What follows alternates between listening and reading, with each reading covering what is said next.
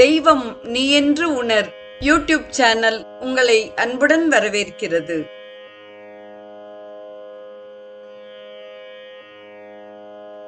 வாழிய செந்தமிழ். அன்பு நிறை உள்ளங்களுக்கு அன்பார்ந்த வணக்கங்கள். வாழ்ந்து காட்டிய வள்ளல்கள் வரிசையில் சுவாமி சிவானந்தரின் வாழ்க்கை வரலாற்றை தொடர்ந்து ஹிந்து விரதங்களும் விழாக்களும் குறித்து சிந்தித்துக் கொண்டிருக்கிறோம். இந்நிகழ்வில் முதலாவதாக நாம் சிந்திக்க இருப்பது ரக்ஷாபந்தன் குறித்ததாகும். ரக்ஷாபந்தன் தென்னிந்தியாவில் ஆவணி அவிட்டம் எனப்படுகிறது. இது ஆவணி மாதத்தின் பௌர்ணமியன்று வருகிறது. இது ஒரு முக்கியமான ஹிந்து திருநாள். இந்த நாளில் ஹிந்துக்கள் புது பூணூல் அணிந்து தங்கள் முன்னோருக்கு தர்ப்பணம் அளிக்கிறார்கள். இந்த புண்ணிய நாளில் வேத பாராயணம் செய்வது மிகவும் நலம் பயக்க வல்லது. உபாகர்மம் என்று அழைக்கப்படும் இந்த நிகழ்ச்சி பூணூல் அணியும் பிராமணர்களுக்கு மிக முக்கியமானது. இந்த புனித பூணூல் பிராமண சிறுவனுக்கு அணிவிக்கப்படுகையில் அவனது மூன்றாவது கண்ணான ஞானக்கண் திறக்கப்படுவதாக கருதப்படுகிறது.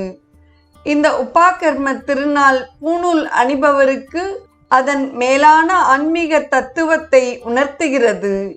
தங்களுக்கு பிறவியை கொடுத்த தங்கள் முன்னோருக்கும் ஆன்மீக அறிவை கொடுத்த ரிஷிகளுக்கும் வேதங்களுக்கும் பிராமணர்கள் தர்ப்பணம் கொடுக்கிறார்கள்.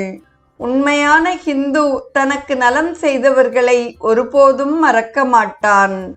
4 வேதங்களை சார்ந்தவர்களும் 4 வெவ்வேறு தினங்களில் உபாகர்மத்தை கொண்டாடுகிறார்கள். இந்த நாளில்தான் இந்திரனின் மனைவியான சசி அசுரர்களால் இந்திரன் தோற்கடிக்கப்பட்ட பொழுது அவனது மணிக்கட்டில் ரக்ஷை கட்டினாள். பிறகு தேவர் தலைவனான இந்திரன் இந்த ரக்ஷையின் துணையுடன் அசுரர்களை தோற்கடித்து தான் இழந்த அமராவதி நகரை மீண்டும் பெற்றான். ரக்ஷை என்றால் காப்பு என்பது பொருள். வட இந்தியாவில் வரும் ஆண்டில் தீமையிலிருந்து விடுபட வேண்டி இந்த நாளில் சகோதரிகளால் சகோதரர்களின் மணிக்கட்டில் ராக்கி அல்லது ரக்ஷி எனப்படும் புனித நூல் கட்டப்படுகிறது. பிராமணர்களும் புரோகிதர்களும் இது போலவே தங்கள் போஷகர்களின் கரங்களில் ரக்ஷை கட்டி பரிசுகளை பெறுகிறார்கள். ராக்கி அல்லது பட்டு நூல் கட்டப்படுகையில் ஒரு மந்திரம் சொல்லப்படுகிறது. மந்திர சக்தியுடன் கூடியதாக பட்டு நூல் கட்டப்படுகிறது. ஏன பத்தோ பலி ராஜா தானவேந்திரோ மகாபலக தேன த்வாம் அனுபத்னாமி ரக்ஷே மாச்சல மாச்சல என்பதாகும். இந்த மந்திரத்தின் ஆற்றல் தீயவற்றிலிருந்து இது தரித்திருப்பவனை காப்பாற்றுகிறது. தொடர்ந்து நாம் ரத சப்தமியின் சிறப்புகள் குறித்து சிந்திப்போம். இது மார்கழி மாதத்தின் வளர்ப்பிறை 7ஆம் நாளில் வருகிறது. மக்கள் அதிகாலையில் சூரியனை வணங்கி சூரிய சகஸ்ரநாமத்தை ஜபிக்கிறார்கள். இந்த நாளில் செய்யப்படும் நற்காரியங்கள் பன்மடங்கு பலனை தரும். இந்த தினத்தில் பிராமணர்கள் உபவாசம் இருந்து இறைவனை வழிபட்டால் அவர்கள் தேவர்கள் ஆகிறார்கள். வணிகம் செய்யும் வைசியர்கள் க்ஷத்திரியர்கள் ஆகிறார்கள். ஊழியம் செய்யும் சூத்திரர்கள் வைசியர்கள் ஆகிறார்கள். இந்த நாளில் பெண்கள் விரதமிருந்தால் அடுத்த பிறவி முதல் அவர்கள் விதவை நிலையிலிருந்து விடுபடுவார்கள். இந்த நாளில் விரதமிருந்தால் அந்தணரை கொன்ற பாவம் கூட இல்லாததாகிறது. சூரிய உதய சமயத்தில் ஸ்நானம் செய்பவன் கங்கை எண்ணெயைப் போல தூய்மையடைகிறான். அவன் ஏழையாகவே இருக்க மாட்டான்.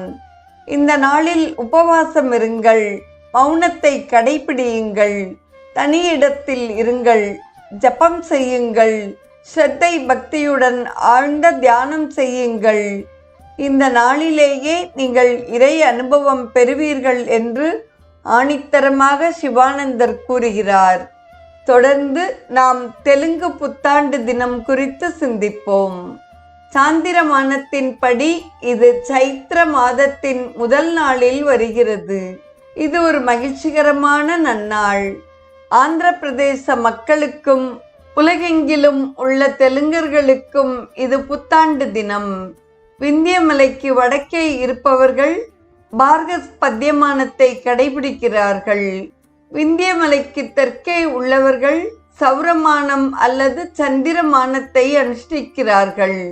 பிராமணர்களின் பல பிரிவினர் கடைபிடிக்கும் பழக்க வழக்கங்களில் ஒரு விசேஷம் உண்டு.